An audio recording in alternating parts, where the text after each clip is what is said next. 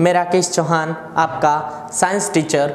आपके लिए लेकर आया हूँ आज पार्ट 3 10th क्लास की जनरल साइंस, जिसमें इससे पहले हमने 2 पार्ट पढ़ लिए थे विद्युत धारा यूनिट 10 के। इससे पहले हमने पढ़ा था प्रतिरोध यानी रेजिस्टेंस क्या होता है, ये किन किन बातों पे निर्भर करता है। हमने एक बात पढ़ी थी कि लंबाई पर निर्भरता। आज उसी को आगे बढ़ाते हुए मैं स्टार्ट कर रहा हूँ क्लास 3 यानी पार्ट 3। हमारा टॉपिक है प्रतिरोध की निर्भरता। प्रतिरोध की निर्भरता, जिसमें हमने एक निर्भरता पढ़ ली थी कि प्रतिरोध लंबाई पे निर्भर करता है, यानी अगर किसी तार की लंबाई को में वृद्धि कर दी जाए तो प्रतिरोध क्या होता है, वैसे वैसे प्रतिरोध बढ़ता है, क्योंकि प्रतिरोध समानुपाती होता है लंबाई के। यानी जैसे जैसे आप लंबाई बढ़ाओगे वैसे वैसे क्या बढ़ेगा, प्रतिरोध, यानी समान अनुपात में वृद्धि होती है, इस उसे कहते हैं समानुपाती। और आज हम दूसरी निर्भरता पढ़ेंगे, अनुप्रस्थ काट क्षेत्रफल पर निर्भरता, यानी किसी तार का अनुप्रस्थ काट क्षेत्रफल पर भी प्रतिरोध निर्भर करता है या नहीं करता है, उसमें क्या परिवर्तन किया जाए तो प्रतिरोध में क्या परिवर्तन होगा। अब मैं बात करूं अनुप्रस्थ काट की, तो जैसे आपके पास कोई तार है, ये कोई तार का टुकड़ा ए बी है। अगर आपने इस तार को मिडल यानी यहां से काट दिया तो जो नया सिरा बनेगा वो ये बनेगा सी बी। तो ये वाला कहलाता है इसका अनुप्रस्थ काट क्षेत्रफल। इस पर प्रतिरोध कैसे निर्भर करता है, यानी इसमें क्या चेंजेस किया जाए तो प्रतिरोध में क्या परिवर्तन होता है। तो प्रतिरोध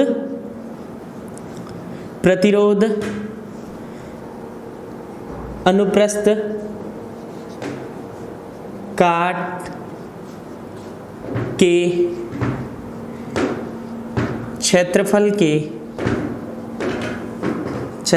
के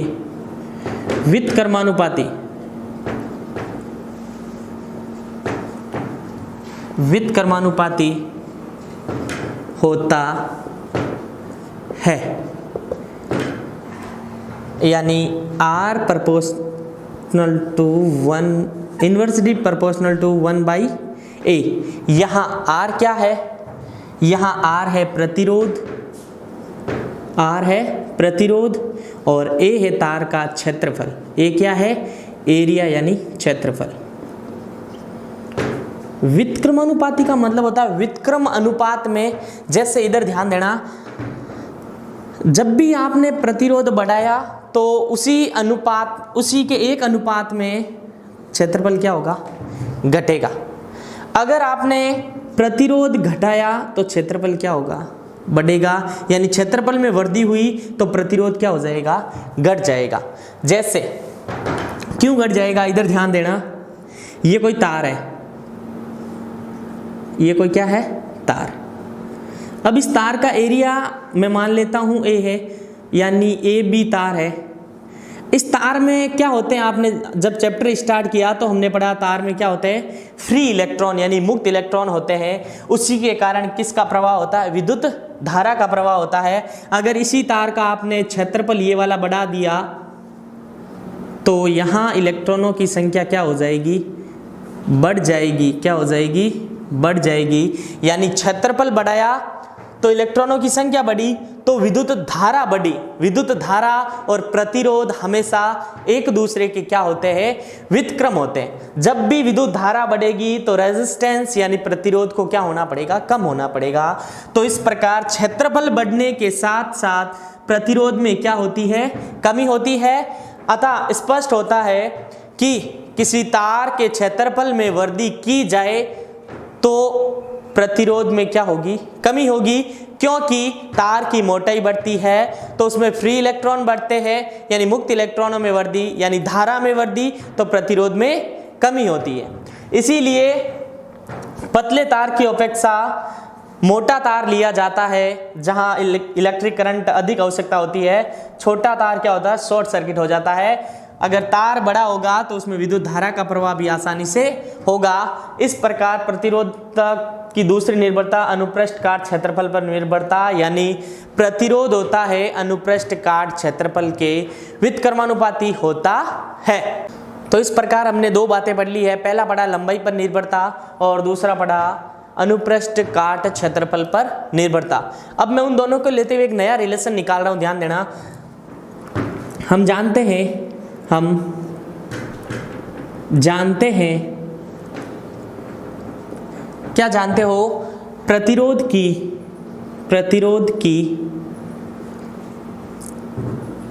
लंबाई पर निर्भरता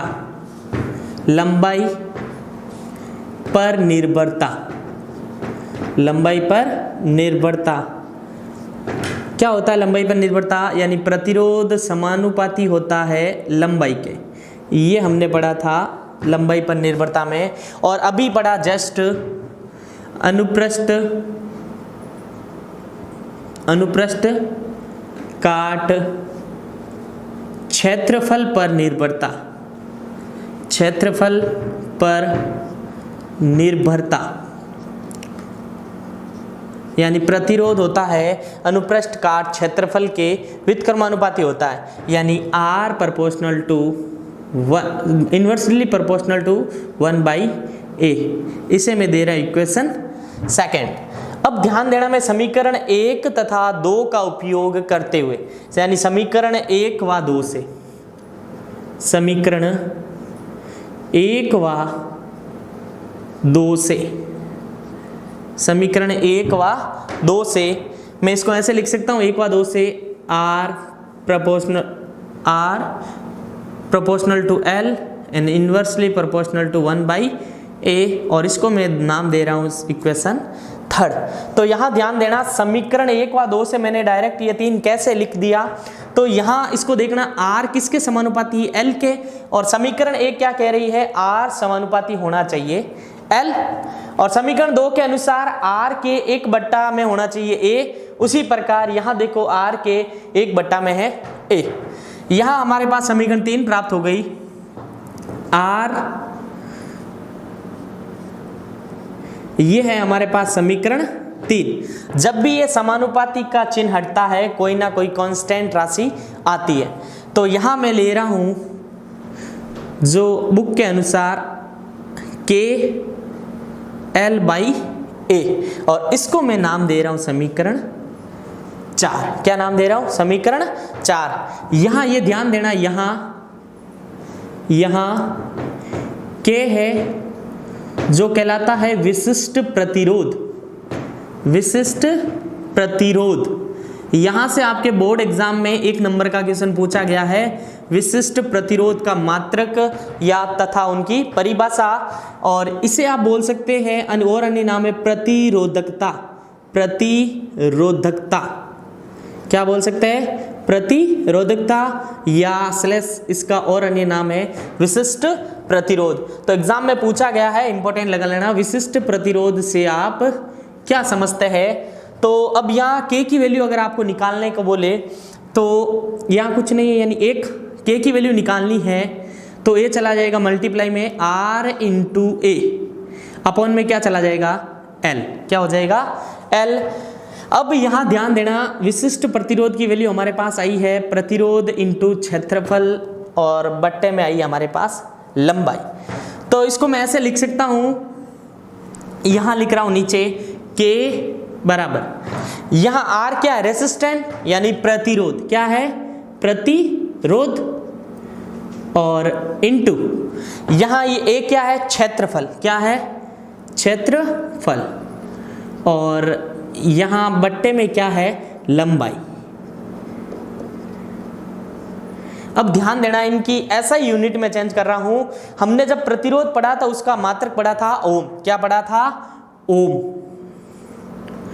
और आपको पता होगा क्षेत्रफल हमेशा किस में होता है? मीटर स्क्वायर में। किस में? मीटर स्क्वायर, यानी मीटर की घात 2, जिसको मैं मीटर इंटू मीटर लिख दूं, मीटर स्क्वायर को। और लंबाई को किस में मापा जाता है? ऐसा यूनिट में, मीटर में। किस में? मीटर में।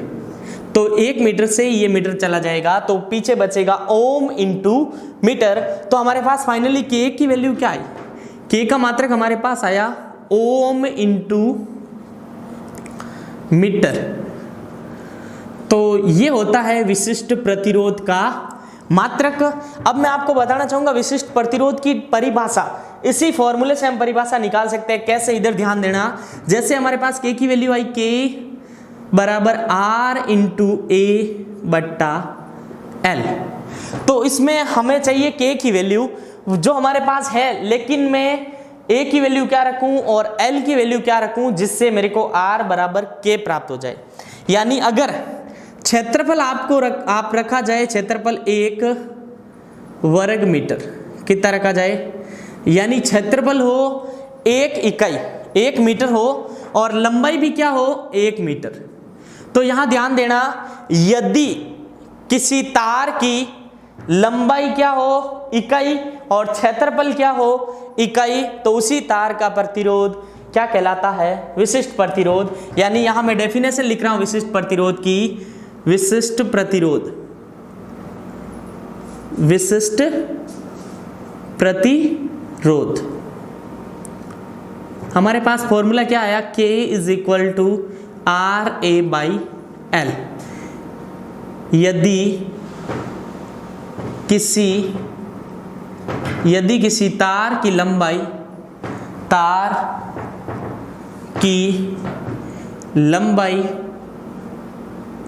इकाई तथा उसका क्षेत्रफल भी इकाई हो, क्षेत्रफल भी इकाई हो तो तार का प्रतिरोध ही क्या कहलाता है, विशिष्ट प्रतिरोध। यानी फॉर्मूले की वैल्यू लास्ट में क्या आएगी, K is equal to R into A की जगह 1 और एल की जगह 1 से 1 कट जाएगा, तो K बराबर क्या हमारे पास प्राप्त होगा, R।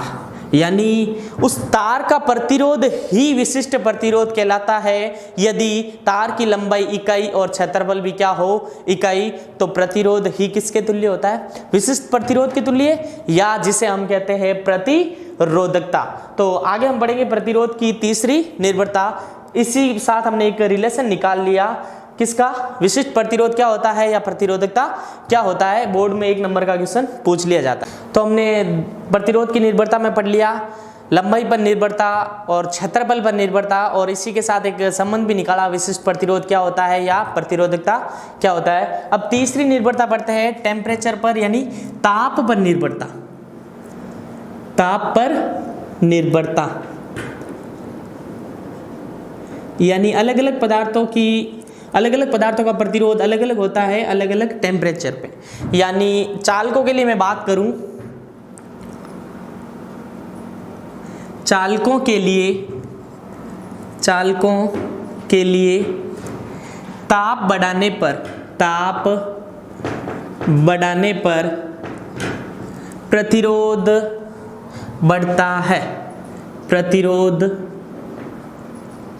बढ़ता है, अगर आपको चालकों के बारे में जानकारी चाहिए यानी प्रतिरोध कैसे बढ़ता है, तो आप 12th क्लास के PDF प्लेलिस्ट में जाके 12th क्लास का पार्ट 8 देखें, जिसमें सॉलिड स्टेट में बताया गया है बैंड सिद्धांत में। तो आप वहां जाके समझ सकते हैं चालक पदार्थ क्या होता है और ताप बढ़ाने पर उसकी प्रतिरोधकता कैसे बढ़ती है।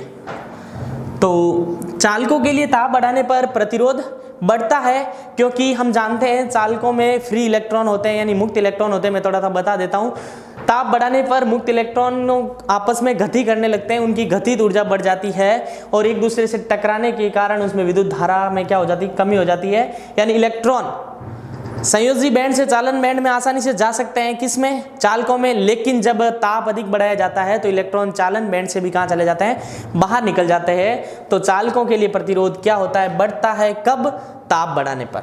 और कुचालकों के लिए ताप का प्रभाव नहीं पड़ता है। कुचालकों पर ताप का प्रभाव नहीं पड़ता।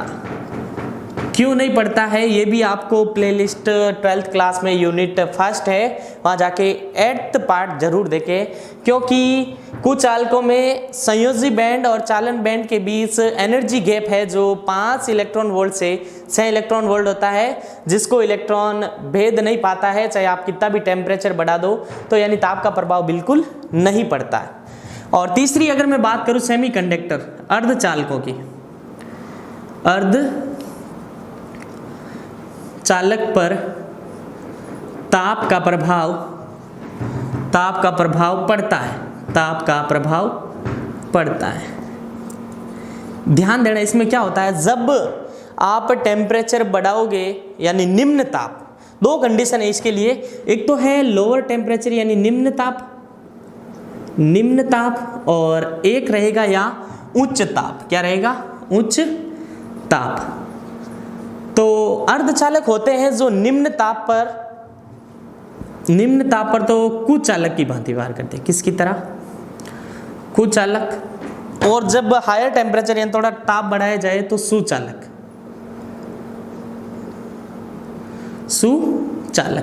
यानी जब ताप निम्न होगा, नॉर्मल टेम्परेचर होगा, तो अर्धचालक किसकी भांति व्यवहार करेंगे? कुचालक की भांति।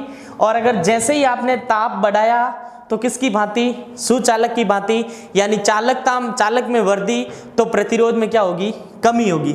यानी उच्च ताप बढ़ाने पर अर्धचालकों की प्रतिरोधकता क्या होती है? प्रतिरोध क्या होता है? प्रतिरोध कम होता है। जबकि चालकों में उल्टा है कि ताप बढ़ाने पर प्रतिरोध बढ़ता है, और वही कंडीशन देखी जाए सेमीकंडक्टर में तो ताप बढ़ाने पर प्रतिरोध क्या होता है? कम होता है। जैसे उदाहरण है सिलिकॉन, जर्मेनियम, और कुछ चालकों के तो उदाहरण आपको पता है लकड़ी, और अच्छी सुचालक विद्युत की सबसे अच्छी चालन करने वाली धातु सिल्वर। कौन सी है? सिल्वर यानी चांदी। फिर इसके बाद अगर आपको पूछ ले तो कॉपर यानी Cu। तो ताप पर निर्भरता आई होप आपको समझ में आ गया होगा। V3 के लिए IR3। अब एक चीज यहाँ ध्यान देने योग्य बात यह है कि इसमें ऐसी कौन सी राशि है जो सब में इक्वल आ रही है, और हम पढ़ रहे हैं सीरीज कॉम्बिनेशन। तो श्रेणीक्रम संयोजन में धारा का मान क्या होता है? समान। और यहाँ सब में आप नोटिस करें तो धारा का मान क्या आ रहा है? समान। यानी I यहाँ भी आ रहा है, यहाँ भी आ रहा है, यहाँ भी। यहाँ तो R1 अलग है, R2 अलग है, R3 अलग है। तो इसमें से मैं I को क्या ले लूँ? बार ले लूँ। यानी I कॉमन लेने पर, कॉमन लिया जाए, वह राशि ली जाती है जो सब में समान हो, फिर उसका सब में भाग दिया जाता है। तो I को मैं बाहर ले रहा हूँ, तो हमारे पास R1 plus R2 plus R3। अब यहाँ ध्यान देना, ये राशि गुणे में, इसको मैं अगर V/I कर दूँ तो यानी हमारे पास एक नई समीकरण आएगी, मैं उसको लेके, यानी V और ये गुणे में कहाँ चला जाएगा? I में। तो R1 plus R2 plus R3। हमारे पास एक नई समीकरण क्या आई है? इधर ध्यान देना, एक नई समीकरण ये आई है, V बट्टे में है I R1 plus R2 plus R3। अगर आप यहाँ ध्यान दो, V/I, अगर मैं समीकरण 1 को थोड़ा चेंज करूँ, अगर मैं इसको ऐसे लिखूँ, V/, ये गुणे वाली राशि भाग में बराबर में क्या आएगा? R। यानी मैं V/I को क्या लिख सकता हूँ? R लिख सकता हूँ। सेम है V/I, और यहाँ भी क्या है? V/I, इसको क्या लिख सकता हूँ? R लिख सकता हूँ। तो इसकी जगह मैं रख रहा हूँ R1 plus R2 plus R3। तो ये हमारे पास जो लास्ट में फॉर्मूला आता है, आपको ये तो याद ही रखना है, 1 नंबर के क्वेश्चन में भी पूछ लिया जाता है। श्रेणीक्रम प्रतिरोधों का श्रेणीक्रम संयोजन के लिए सूत्र लिखिए, और अगर बड़ा क्वेश्चन पूछेगा तो व्युत्पन्न कीजिए। तो हमारे पास याद रखना, श्रेणीक्रम के लिए फॉर्मूला कौन सा आया? R टोटल, या मैं इसको लिख सकता हूँ R तुल्य, वो होगा R1 plus R2 plus R3। तो यहाँ से एक चीज स्पष्ट निकल के आ रही है, बहुत इंपॉर्टेंट क्लू निकल के आ रहा है इसमें से, कि जो R टोटल का मान होता है वो R1, R2 और R3 के योग के तुल्य होता है। यानी इन सबको जोड़ू तो मेरे को क्या प्राप्त होगा, R टोटल। तो अब जो पॉइंट बोले थे दोनों, तो तीसरा पॉइंट ये है कि R तुल्य का मान किसके लिए, श्रेणी क्रम के लिए। R तुल्य का मान उसमें जुड़े सभी प्रतिरोधों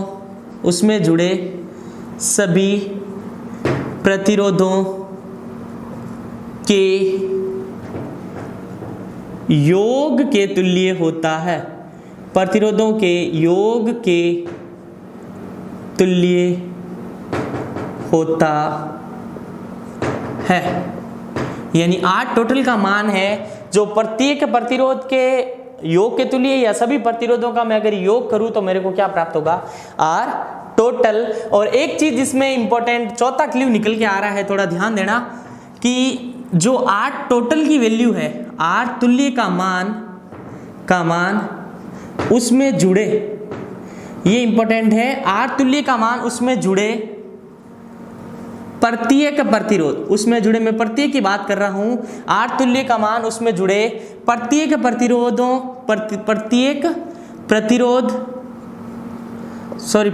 प्रतिरोधों के मान से अधिक प्राप्त होता है। ये याद रटना नहीं है। अब जैसे अगर आपको R1 की वैल्यू, ये वाला फॉर्मूला इधर लिख रहा हूं मैं, R टोटल की वैल्यू है हमारे पास R1 plus R2 plus R3, और चौथा पॉइंट ये कह रहा है कि जो ये है ना R टोटल की वैल्यू है, जो इससे भी अधिक होगी, इससे भी अधिक होगी और इससे भी अधिक होगी। मैं सिद्ध कर रहा हूं कैसे, अगर आप R1 ले लो 2, R2 ले लो 4 ओम, R3 ले लो 6 ओम, ये आपने 3 वैल्यू ले ली। और अगर इस समीकरण इसमें पुटअप करूं तो R1 की जगह क्या रखूं 2, और R2 की जगह क्या रखूं 4, और R3 की जगह मैं रखूं 6। तो 6 और 4 10, 10 और 2 12। ये 12 किसकी वैल्यू है, ये R टोटल की वैल्यू किसकी है बच्चों, R टोटल की वैल्यू। अब हम वापस कंपैरिजन करें, अगर R टोटल की वैल्यू 12 है तो R1 से तुलना करो, R1 तो 2 है और R2 है 4 और R3 है 6। यानी इनके प्रत्येक के मान से जो R टोटल की वैल्यू है वो हमेशा क्या आएगी, अधिक आएगी। यानी मैंने R1 का मान लिया 2, R2 का मान लिया 4, R3 का मान लिया 6, 6 और 4 10 और 2 12, यानी R टोटल के बराबर में क्या आया 12 है, जो इससे भी अधिक है, इससे भी अधिक है और इससे भी अधिक है। यानी उसमें जुड़े सभी प्रतिरोधों के मानों से क्या होता है, अधिक होता है। और आगे आने वाली क्लासों में हम इसके ऊपर आंकिक प्रश्न करेंगे, फिर हम करेंगे समांतर क्रम संयोजन, यानी श्रेणी क्रम तथा समांतर क्रम संयोजन दोनों पढ़ने के बाद इनके ऊपर हम पढ़ेंगे आंकिक प्रश्न। धन्यवाद।